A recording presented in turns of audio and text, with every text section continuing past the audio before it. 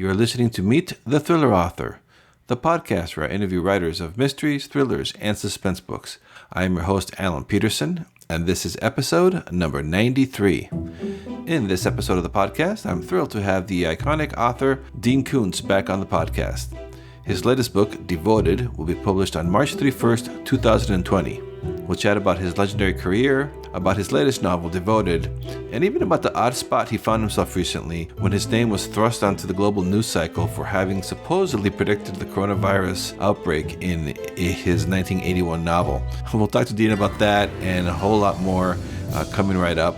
So stay tuned for my upcoming interview with Dean Koontz. But first, a quick word about Masterclass, which offers online classes which can be accessed at any time at your convenience. I'm really getting a lot out of my All Access Pass now that we're under a shelter-at-home order here in San Francisco. And my favorite classes, of course, have been those featuring thriller writers, James Patterson, David Baldacci, and Dan Brown. Those have been phenomenal. So I recommend that you go check that out at thrillingreads.com/masterclass. That is my affiliate link, so it's a great way to support this podcast by going over to thrillingreads.com/masterclass. Thank you, and here's my latest interview with Dean Koontz. Hi, Alan. Oh, hi, Dean. How are you? I'm well. Yourself? I'm doing very well. Thank you so much for doing this interview. Well, it's been such a busy year for you now with the Nameless books, and now you have Devoted coming out. It's been a lot of activity. It sure has, and I've delivered 2 more books to them, and I'm just creatively revitalized by this relationship. There are a lot of great people at Amazon, and it's working out well. So. Oh, that is so great. And so your new book, the one that's coming out on March 31st, is Devoted. And it's such a cool story. It's a story of it's got a young man named Woody Bookman who hasn't spoken a word in 11 years of his life. Can you tell us a little bit about him? Yeah, Woody is autistic, but like a number of autistic children, there's a lot of activity going on internally, and Woody is he's an autodidact of the highest order. He can teach himself almost anything. He's got a very high IQ, but his autism has locked him in.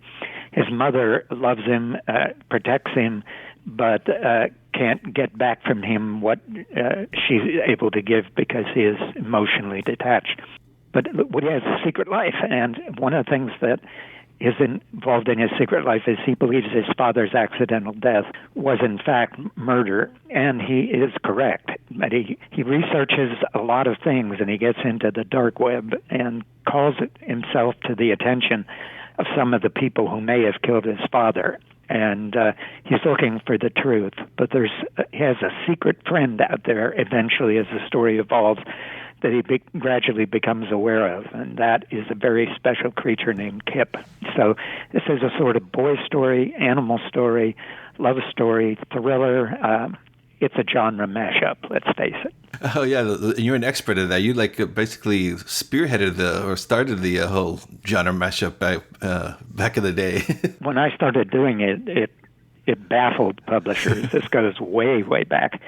And I was told many times at the beginning, you can't do this. You can't have a love story inside a thriller. You can't have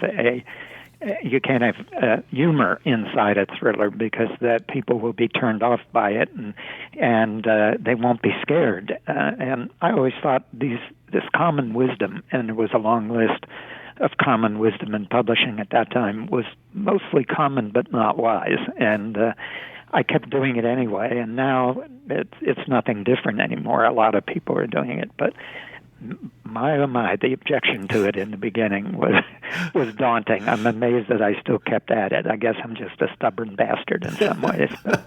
So they literally would tell you, take out the love story or take out the, wow, like I wanted you to edit all that out?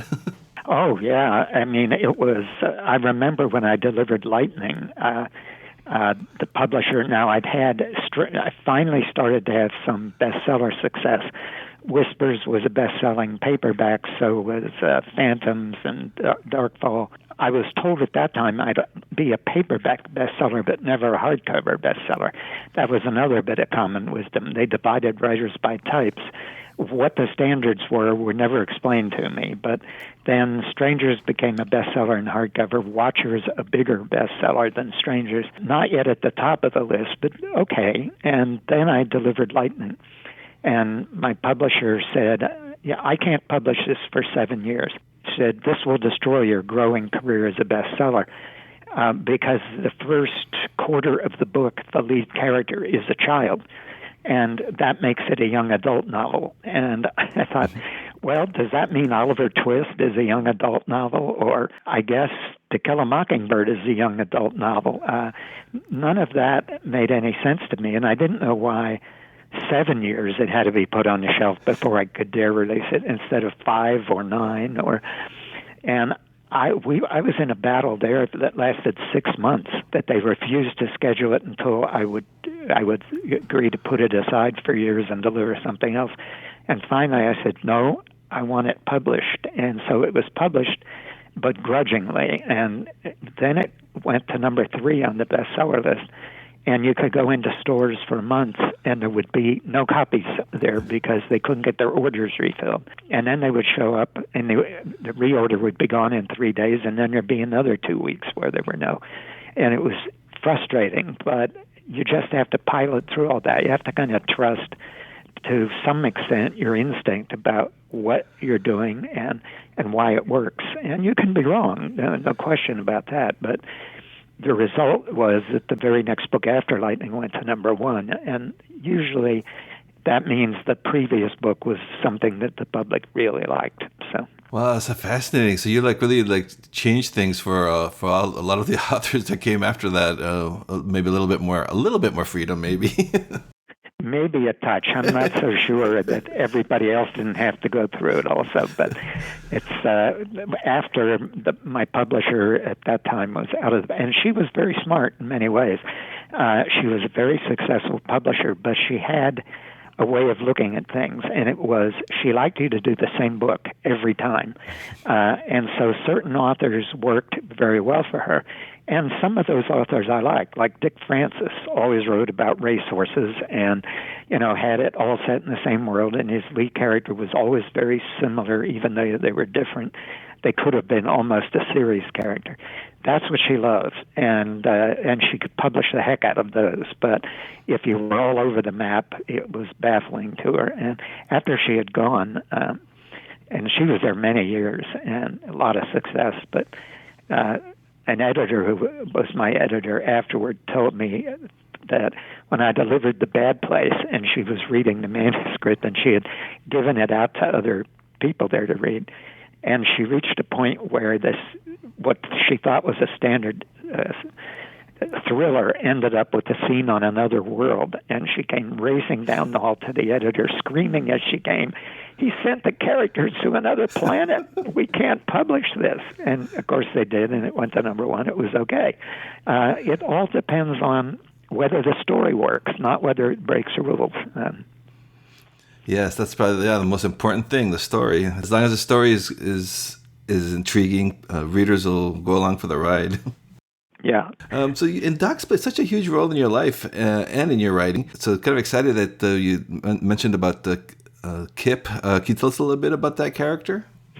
Well, I'm fascinated with dogs. I've had 3 golden retrievers, all of them females, and wonderful, wonderful creatures. Each one seems more loving than the one before, but I get fascinated at their level of intelligence because we also work with Canine Companions for Independence, which produces dogs for people with severe disabilities, also for autistic children. There's a lot of autistic children, not necessarily all, but a lot of autistic children that when they're placed with a dog that's been trained to be a socializing dog, the meltdowns that take place in autism go away, the behavioral problems go away, and the child still has autism but is much calmer. And that comes solely from the relationship with the dog, which I find fascinating. And just working with so long with somebody doing this, providing these dogs, you look at how many words these dogs learn, how many commands they learn. And some of the commands are more than one word. And you start thinking, this dog has a vocabulary of 200 words, maybe more, maybe 300. And the first golden we got, Trixie, I decided to see what I could teach her for enlarging her vocabulary. And the most obvious thing was everyone was giving her dog toys, and she had every imaginable kind of dog toy. So if this was an elephant, I would teach her elephant, associating it with that toy. Or if it was a giraffe, or if it was a hedgehog, and so forth. And it got to the point where if I said elephant, she would go get me the right toy. Oh, wow. So that sort of adds words to the vocabulary for sure. I remember one of the things that long ago publisher told me was, you will never be a bestseller because your vocabulary is too large. You have to keep your vocabulary to 500 words. And that is really a function of that sort of arrogance that can grow up when the whole industry is in one city and thinks the rest of the country is a bunch of dunderheads. And I get very intelligent mail from very well-read readers, and I knew their vocabularies were a heck of a lot more than 500 words. But as the years pass and I've spent time with dogs and these assistance dogs, I've said, I've known dogs with vocabularies of 500 words, so I guess they ought to be able to read the novels she would have liked to have published. But I had to branch beyond that. Yeah, so Kip Devoted is not a prequel or sequel to Watchers. It has none of the same characters, none of the same thing. But I've been fascinated with dogs' intelligence level, which a number of studies show are increasing as our television screens have gotten bigger. Dogs have been able to more clearly see, in fact, totally clearly see what's on a two-dimensional screen. And all of these kind of things are having effects on dogs' brain patterns. And until they show the same emotional patterns when their brains are studied for how they light up according to different situations, they're showing the same patterns of emotional distribution as human brains show. And so I wanted to write again about a dog that had superior intelligence, but not one that was created in a lab, which was the case with Watchers. But I thought to myself one day, this relationship between dogs and humans that's been going on for 100,000 years, surely that has an evolutionary effect. And surely in that time of being so closely bonded to us, dogs could evolve a higher level of intelligence than they had previously. And that's sort of what's happening as an underlying thing in this book, that there is scattered among us is this community of dogs that call themselves the Mysterium because they don't know where they came from. They think they might have been created in a lab, but in the book they find out, basically you're told they have found out that isn't the case. And I wanted to bring this boy and this dog together.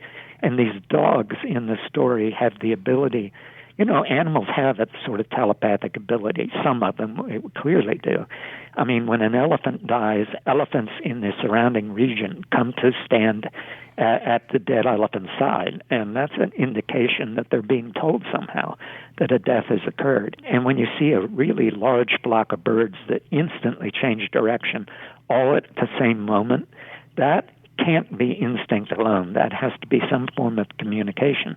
And I'm supposing that dogs, these intelligence dogs, develop what would you almost think of as a telepathic ability, and they can stay connected to one another. And they live secretly among us, except one day, Kip starts hearing a voice on what they call the wire, this telepathic communication, and the voice turns out to be that of this boy, Kip, this autistic boy who's never spoken a day in his life, but has very strong psychic radiation, apparently. Now, I don't want to alarm people that don't want to read science fiction. This is very low developed in the book. This is you just have to buy the premise that dogs may, possibly a new strain of dogs may get more intelligent. Otherwise, it's a real thriller with very, very bad guys in it. Yes, well, yeah, that's the blending of the suspense and the supernatural that you're so well known for. So it's exciting I'm excited to read this, to read Devoted. So what is your writing process, though? So it was interesting when you were talking about, you start thinking about the dogs and the evolution. Is that from idea to published book? How does that process work, and has it changed a lot during your career? It's I kind of where my career really changed was when I stopped doing outlines. And the first book I never outlined was Strangers, which has an enormous cast. It's about 250,000 words long and has multiple storylines. At the time, it seemed a challenge to write it without making notes or giving guidance with an outline. But it was a joyous writing experience, and I've never used outline since. So it's been a long time that I work the same way. A little premise comes into my head. It's like, what if there is a secret community of dogs that 100,000 years of evolution have brought to a higher level of intelligence? What if they're among us and we don't know it? And what if suddenly there is a human being who can connect with one of them? And that was where the premise started. But then you start thinking, okay, where does the threat come from? Because I don't care whether it's a whatever genre you're writing in, and I consider literary, there always is a threat here, is don't mess with nature in a way.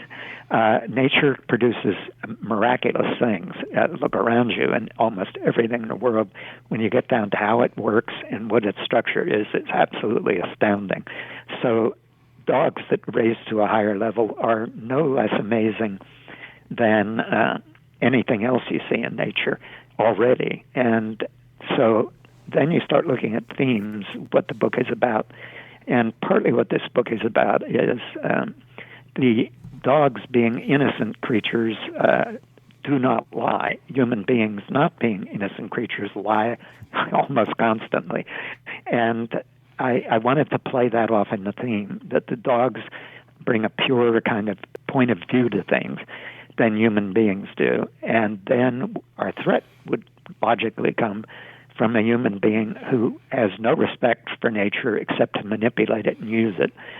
And that becomes, in this book, Lee Shackett, who is the CEO of a company doing experiments in life extension and is using Akina, which is a life form that can transmit genetic material horizontally. We tend to think that all genetic material is processed vertically from previous generations down through the centuries. But in the last couple of decades, they've discovered that archaea can transmit DNA between species. And I thought, wow, this is cool. This experiment could easily get out of hand, and this guy has to shut down his factory and, in fact, kind of kill everybody in it with a DEFCON sort of thing, and then go on the run. And I thought this gives us the man trying to champion or trying to control nature or establish command over it, and nature itself, how it works, and get that theme going through the book. So whether it works or not, I don't know, but I had a lot of fun trying it. It sounds like it's going to be a fun read, and it looks like you put like a lot of research into this. Do you do all the research before you start writing it, or do you do it as you're writing it? Or? It's both, really. Certain things you say, okay, sometimes you'll read about something and it'll start you thinking on a story idea, and then you want to research that further to make sure you're actually on a right path, that what you're thinking could possibly happen actually could. Like in this case, I had to be really sure that archaea could do what I wanted it to do in the story. Then once you get going, there's endless research because you don't know, or I don't know, where I'm going. I don't have that outline. The characters are taking me places I wouldn't have anticipated.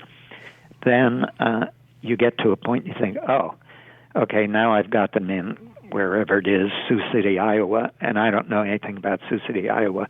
So thank God for Google Street and Google Earth and all of that kind of thing, because then you can plant yourself there and start getting the feel of the place. So it never stops. The research is a really important part of it. And what's your typical work week for you? Well, I've been working 6 to 7 days a week most of my life. I'm presently ahead of deadlines for the first time ever. Significantly ahead. And so I'm thinking of cutting back to 5 days. But I get up at 4 or 5 in the morning, usually 5, shower, take the dog out, give her breakfast, we go for a walk. By 6:30, I'm at the desk, and I work straight through until dinner. I rarely ever eat lunch. So that mounts up to a lot of hours in a week, especially if it's a week you're doing, 7 days or 6 days. And then if I'm right toward the end, usually in the last quarter of a novel, the momentum is such that I can't wait to see what's going to happen and how they're going to, I may have an idea how they're going to get out of a particular problem, but some of the details are fuzzy in my head. And the momentum is such that I can't wait to see what's happened. And then it's very easy for me to go to 12-hour days of sitting here, and they fly by. It's as if the real world has gone away and the world of the book is the real one to me. Do you always use like the same computer or a software program? I'm just kind of curious about that. I remember the first time CBS Sunday Morning, they've been here a couple of times, they came, and they were here for 3 days, I think it was, and we found a spot for them, one of those interviews, and Anthony Mason was the interviewer, and he hadn't been into my office until midway through the second day. He walked in and looked at the computer and said, "What the hell is that?" And it was so old that he couldn't believe anybody was still working on a computer that old. And I said, "I'm terrified of learning a new software for fear it'll slow me down. So I keep staying on the same computer, and I have a backup in case of the same kind." And for the longest time, I didn't want to change to a new Windows. But just a week ago, I got a complete new computer set up. So I'm sitting here with my HP system and my beautiful Logitech keyboard, and you know what? I've learned the new software in about 2 days. So it wasn't this horror I was expecting it to be. Yeah, I don't blame you, though. You don't want to cause any jinxes or mess up the incredible streak you've been on. Yeah, you get a little superstitious that if I start doing something in a different way or with a different computer, everything's going to go to hell. But so far it hasn't. I mean, it's only been a week, so who the hell knows? But and I noticed I was looking at the Devoted on the Amazon's website, and I noticed it's listed as a Kindle in Motion, and there's like animation in your cover. That's pretty cool. Can you tell us a little bit about that? Is it going to be animation inside the ebook? Not that I'm aware of, although maybe they're up to something. I'll tell you, these people at Amazon are amazingly creative. I've never quite experienced anything like this, and so I had worked on an animated thing. I know there's with the cover, but I didn't know about the other. I've worked with them on a novelette years ago called Ricochet Joe, which had a lot of internal animation of a sort in it, and that was very interesting, though I think it turned out to be way more time-consuming for them to do the animation than they originally thought. But it led to us doing Nameless together, and then the next thing you know, it led to us doing novels together. So it's been a pathway. But so far, they're always thinking of something new. The physical book, they would call me up and say, "What do you want on the boards?" Which is, if you take the jacket off and lay it aside, you're looking at the boards of the book, what are called the boards. And I said, well, all that's ever on the board is, an impressed signature. No, we want something else on the boards, because if people lose the dust jacket or tear it, we want the book still to look good when you take it off the shelf. And I thought, that's a whole different way of approaching this. So it's been interesting. They're now working on They've got a fabulous cover for the second book I'm doing with them, and they're working on the part division illustrations and all that kind of thing. It's just fun. That's with Thomas and Mercer. That's their mystery and thrillers imprint of Amazon, right? Yeah, that's correct. Yeah. Wow. And so is Devoted going to be? Is this the start of a new series, or is it a standalone? I'm only doing standalones right now. Devoted is standalone. Elsewhere almost cries out for a sequel, but it's complete in itself. That's the next book. And I've delivered the third, which is a standalone. I'm working on a fourth that's a standalone, and have a number of ideas for the fifth, so I don't know. But a character is coming into my head for the fifth that conceivably might be a series, but I would never know until I wrote the first one and looked at it and said, you know what, there's more I'd like to know about this character. Well, so that's exciting. There's a lot of great books coming out from you, so it's exciting to hear that. I want to touch base. Just your name came up in such weird, surreal news in the last few weeks with The Eyes of Darkness. You're probably tired of getting asked about this, but what was that with the whole coronavirus thing? How surreal was that, and how what do you think about all this hubbub surrounding your book? Well, probably I'll get in trouble for an opinion here, but first of all, the whole thing was so strange because all that the book is not about a pandemic. The book just mentions there's a lab researching a Chinese biological weapon called Wuhan 400. And that is revealed at the very end as being what is behind the plot line of this. But it's not a book about a pandemic. I only named it Wuhan 400 because even back, this was 81, since the 50s, there's been a biological warfare research lab outside of Wuhan. Anybody could find this out. I mean, it's if you were widely enough read in the areas of national security or the biological warfare stuff like that I read. But suddenly on the internet it I became very predictive. Somehow I knew this was going to happen all these years later, and that isn't what it is. I have literally had more than 100 requests for interviews in the past 3 or 4 weeks, and I have turned them down. I've said, no, I don't want to participate. The only comment I've made before you asked this question was the literary editor of The Australian is going to interview me in a week or so related to Devoted, but ask in the meantime, did I have anything that I could say to him that he could use in his column about having predicted the virus? And I said, here, you can use this. As relates to the coronavirus, my powers as a prognosticator have been greatly exaggerated, considering that I don't even know what I'm going to have for dinner tonight. Well, okay. Well, I was just so curious to see what you thought was in all the craziness. But anyway, so thank you so much. Looking forward to reading Devoted. It comes out March 31st. Thank you so much for taking time to talking with me for the podcast. Okay, I enjoyed it. You take care. Thanks for listening to the Meet the Thriller Author podcast. Be sure to visit thrillerauthors.com to join the conversation, access the show notes, and discover great thrilling reads. If you enjoy the podcast, I'd love for you to subscribe, rate, and give a review to it, wherever it is that you're listening to this podcast, be it iTunes, Apple Podcasts, Google Podcasts, Stitcher, TuneIn, Spotify, wherever it is that you're listening to this right now. I would appreciate it. And please do check out my own thriller novels over at my website at alanpeterson.com. Until next time.